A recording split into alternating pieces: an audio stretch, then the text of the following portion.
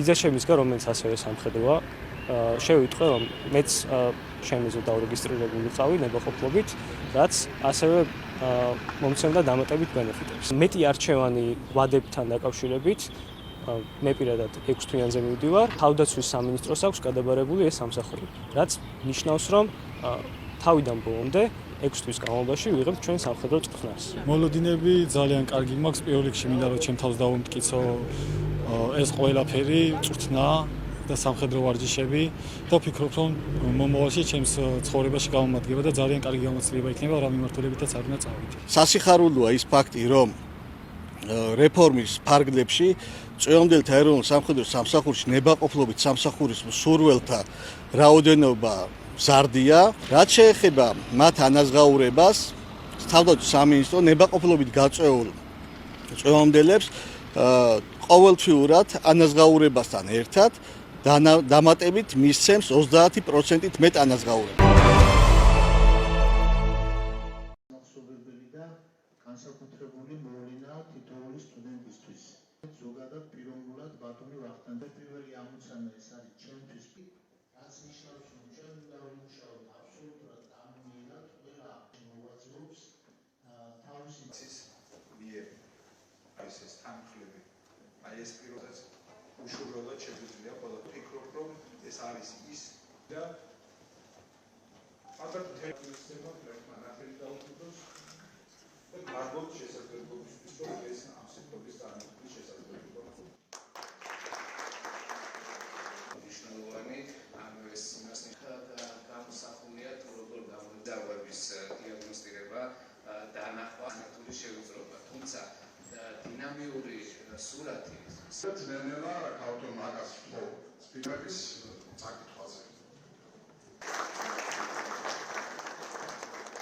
დღეს აღინიშნება ვახტანგ ბოჭორიშვილის იუბილე ადამიანისა, რომელმაც საკუთარი ღვაწლით და არა მხოლოდ პროფესიული, არამედ საზოგადოებრივი მოღვაწეობით წარუშლელი კვალი დატოვა საქართველოს ისტორიაში. ეს იყო პიროვნება, რომელმაც შორს გაუთქვა სახელი ჩვენს ქვეყანას, ჩვენს ერს და ეს იყო რა თქმა უნდა ადამიანი, რომელმაც ძალიან დიდებული მემკვიდრეობა დატოვა. სიმბოლურია, რომ ძალზედ ახლოს არის ერთმანეთთან ის დღეები, როდესაც აღინიშნება ბატონი ვახტანგ ბოჭორიშვილის ხსოვნის დღე, მისი დაბადების დღე, იუბილე და იმავდროულად არაერთი ექიმი განსაკუთრებულად აღნიშნავს პროფესიულ დღეს. მინდა მათ ეს დღეც მიულოცო და ვუსურვო, რომ რაც შეიძლება ხშირად დაუბრუნდნენ იმ დიდებულ მაქსიმებს პროფესიული საქმიანობისა, რომელიც მემკვიდრეობის სახით არ გუნა მათ ვახტანგ ბოჭორიშვილი. ჩვენ ახალი სულისთავბერეთ ბატონი ვახტანგის მიერ დაარსებულ კლინიკას,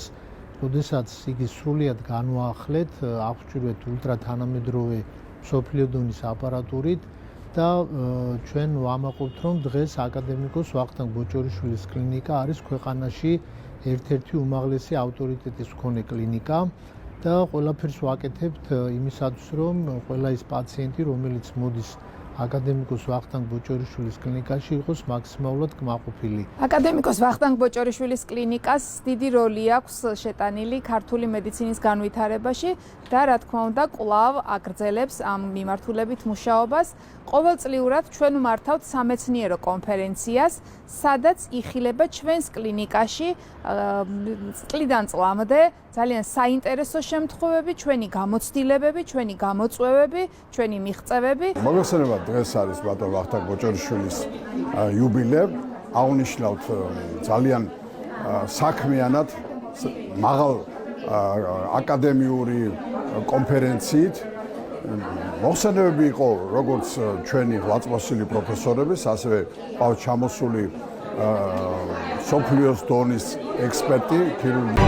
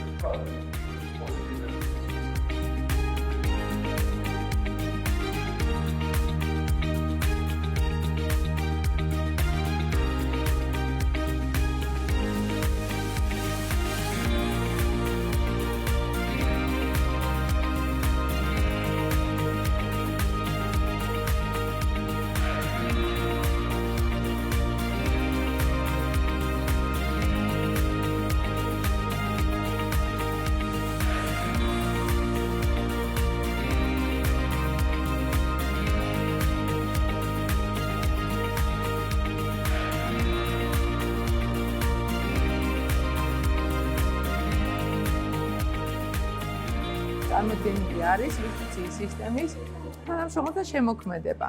თვითონ ეროვნულ არქივსაც აქ წარმოდგენილი აქვს ერთი სტენდი, სადაც გახავთ ნაქარგობა, ნახატები, მინანქრით შესრულებული ნამუშევრები, სამკაულები და იმედი მაქვს, რომ ჩვენს კოლეგებს, ყველა დამთვალიერებელს, მოქალაქეებს ძალიან მოეწონებათ ეს ნამუშევრები და შეეძენენ და სამახსოვროდ დარჩებათ.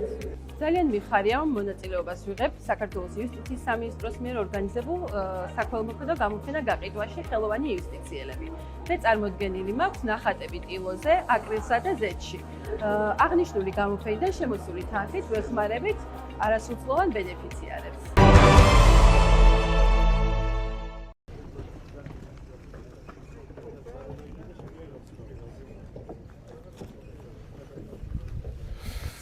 გამარჯობათ მეგობრებო, მოგესალმებით ყველას. მუხიანი საგარაკებზე ვიმყოფებით ახლა, სადაც მნიშვნელოვანი პროექტის განხორციელება მიმდინარეობს.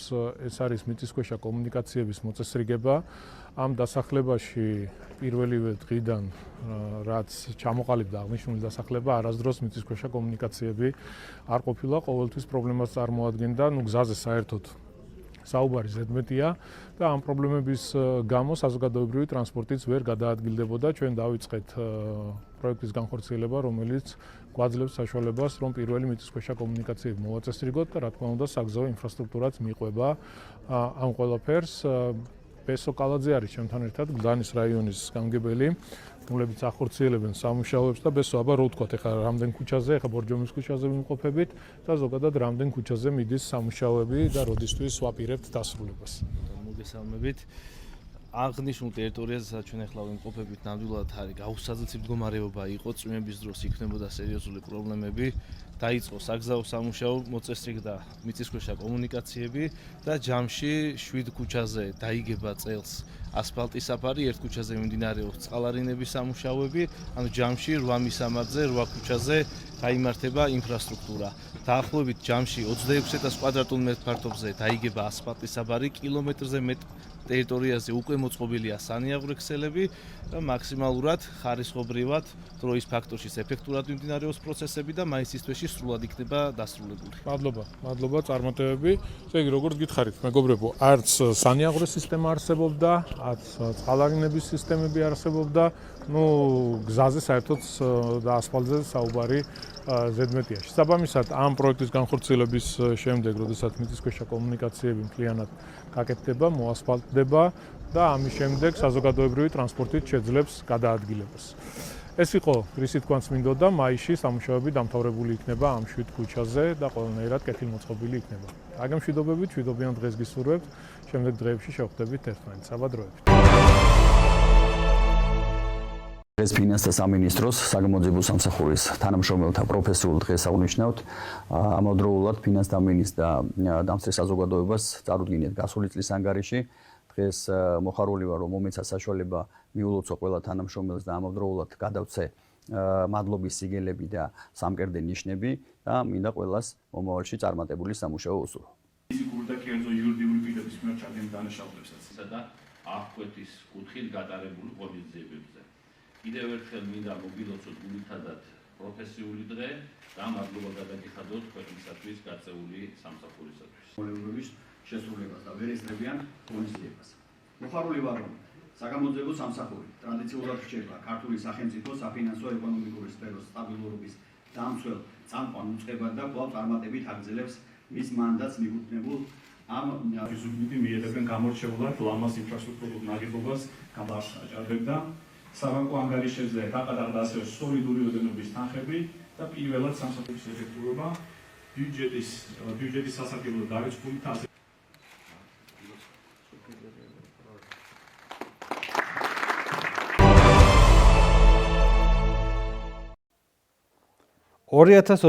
წლის 26 მარტს ქალაქ თბილისის სასტუმრო მერიოტში საქართველოს სამეფო დინასტიური მამუკა ბაგრატიონის ფონდის ხელშეწყობითა და მხარდაჭერით საქართველოს ბავშვთა და სასკოლო სპორტის ეროვნული ფედერაციის პრეზიდენტმა ბატონმა დათო ილურიძემ და საქართველოს კარატეს გაერთიანებული ეროვნული ფედერაციის პრეზიდენტმა ბატონმა გოჩა სურმანიძემ ხელი მოაწერეს ურთიერთთანამშრომლობის მემორანდუმს. ღონისძიებას ესწრებოდნენ პრინცი მამუკა ბაგრატიონი და მამუკა ბაგრატიონის დინასტიური ფონდის პრეზიდენტის მრჩეველი ბატონი კახა გავაშელაშვილი. მემორანდუმი მიზნად ისახავს კარატეს განვითარების ხელშეწყობას და ერთობლივი ღონისძიებების ჩატარებას, რომელიც ხელს შეუწყობს ჯანსაღი ცხოვრების წესის პოპულარიზაციას ჩვენს ქვეყანაში.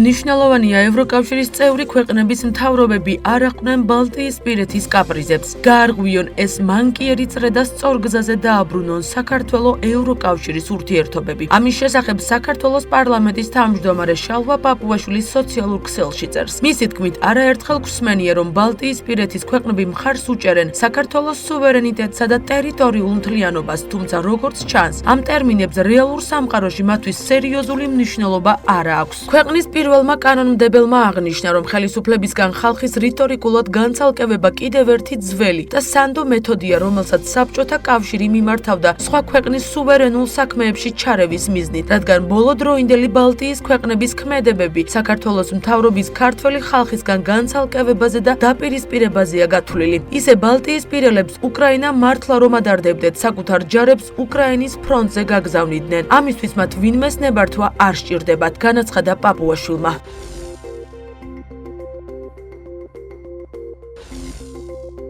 პარლამენტის საგამოძიებო კომისია მუშაობას განაგრძობს. სხდომაზე კვლავ 2004-2008 წლებში საქართველოს ოკუპირებულ ტერიტორიებზე შექმნილ ვითარებასა და აგვისტოს ომის მიმდინარეობას განიხილავდნენ. დღეს კომისიის წინაშე მამუკა ყურაშვილი, გოგა ხაინდრავა, ირაკლი ბათიაშვილი და გიორგი ვოლსკი არიან დაბარებულები. ამ დროისათვის კომისიის კითხვებს 2008 წელს საქართველოს შეიარაღებული ძალების გაერთიანებულ შტაბში შემავალი სამშვიდობო ოპერაციების შტაბის უფროსმა მამუკა ყურაშვილმა პასუხა. თეაწოლოკიანმა ყურაშვილს მის მიერ 2008 წლის 7 აგვისტოს გაკეთებული განცხადება კონსტიტუციური წესრიგის აღდგენის შესახებ გაახსენა და ჰკითხა. ვისი დავალებით გამოიყენა ეს ტერმინი, რადგან სააკაშვილის მიერ ცეცხლის გახსნის დავალება უკვე გაცემული იყო. ყურაშვილმა უპასუხა, რომ ეს ტერმინი მას ეკუთვნის და არავის დაუვალებია. წულუკიანმა ასევე ჰკითხა, რომ ცხინვალი საცეცხლე წერტილი არ იყო, რასაც გოგავაც ადასტურებს. მაშინ რატომ გაიხსნა ცეცხლი? რასაც გენერალმა უპასუხა, რომ ეს ნაბიჯი თამარაშენისკენ ხსნიდა გზას, სადაც საცეცხლე წერტილი იყო. ასევე კომისიაზე ყურაშვილის მისამართით დაისვა კითხვა, სამხედრო ოპერაციების დაგეგმვაში პოლიტიკური თანამდებობის პირები თუ ერეოდნენ, რაზეც გენერალმა უპასუხა, რომ ასეთი თანამდებობის პირი იმდროინდელი თბილისის მერი გიგი უგულავა იყო.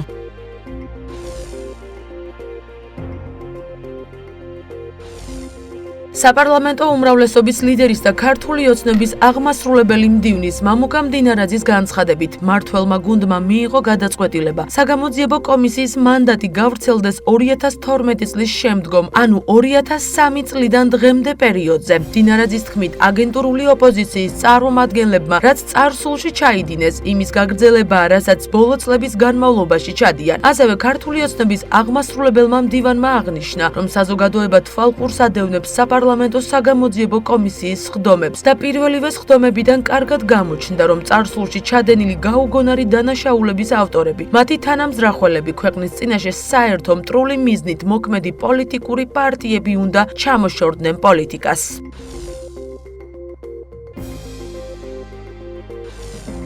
საქართველოში შობადობის მიხედვით ბოლო 10 წლის განმავლობაში ყველაზე დაბალი მაჩვენებელი დაფიქსირდა. საქსტატის ინფორმაციით 2024 წელს საქართველოში ცოცხლად დაბადებულთა რიცხოვნობამ 39486 ბავშვი შეადგინა. მათ შორის 20755 ბიჭი და 18728 გოგოა. აღნიშნული მაჩვენებელი წინა წელთან შედარებით შემცირებულია 1,8%-ით. 2024 წელს დაბადებულთა ყველაზე მეტი რიცხოვნობა დედაქალაქ დაფიქსირდა, ხოლო ყველაზე მცირე რაჭა ლეჩხუმსა და ქვემო სვანეთში. ამასთან პირველი ბავშვის დაბადებისას დედის საშუალო ასაკი 27 წლით განისაზღვრა.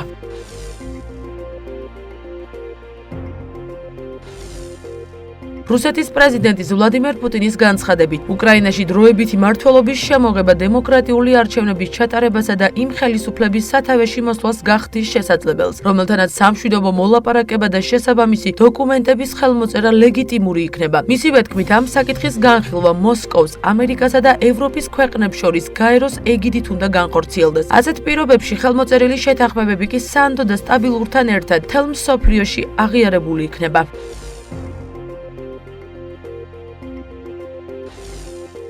ვლადიმერ პუტინმა არქტიკაში განვითარებულ მოვლენებზეც ისაუბრა და აღნიშნა, რომ დაპირისპირების მიუხედავად რუსეთი მზად არის ითანამშრომლოს უცხოელ პარტნიორებთან, მათ შორის დასავლეთიდან წამოსულ იმ ეკონომიკურ წამოწყებებში, რომლებიც ყველა მხარისთვის სასარგებლო იქნება. მისივე თქმით, გრენლანდიის შეძენის შესახებ დონალდ ტრამპის განზრახვა სერიოზულია და ცხადია, რომ ამერიკის შეერთებული შტატები გააგრძელებს საკუთარი ინტერესების წინ წაწევას არქტიკის რეგიონში. თუმცა რუსეთის ლიდერმა დასცინა, რომ გრენლანდიასთან მოსკოვს არავითარი კავშირი არ აქვს.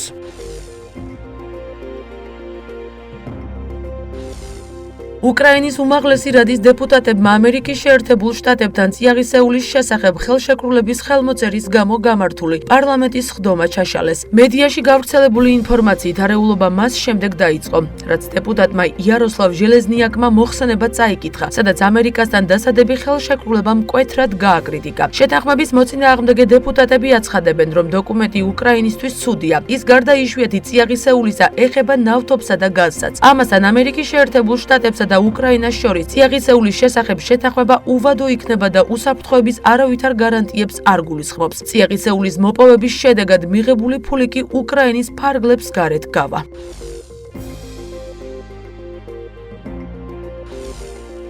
კანადის პრემიერ-მინისტრის მარკ კარნის განცხადებით, ამერიკის შეერთებული შტატები აღარ არის სანდო პარტნიორი. CNN-ის ინფორმაციით, მინისტრთა კაბინეტთან შეხვედრის შემდეგ კარნიმ ჟურნალისტებს განუცხადა, რომ კანადელებმა ფუნდამენტურად უნდა გადახედონ ეკონომიკას ამერიკის შეერთებული შტატების პრეზიდენტის დონალდ ტრამპის ტარიფების ფონზე. შესაბამისად, კანადა ამერიკის შეერთებულ შტატებს საპასუხო ტარიფებით ემუქრება, რაც მაქსიმალურ გავლენას მოახდენს შეერთებულ შტატებზე. ცნობისთვის, დონალდ ტრამპმა კანადურ საქონელზე 25% საფასურის დაწესების შესახებ განაცხადა. აღნიშნული რეგულაციები კი აპრილში ამოქმედდება.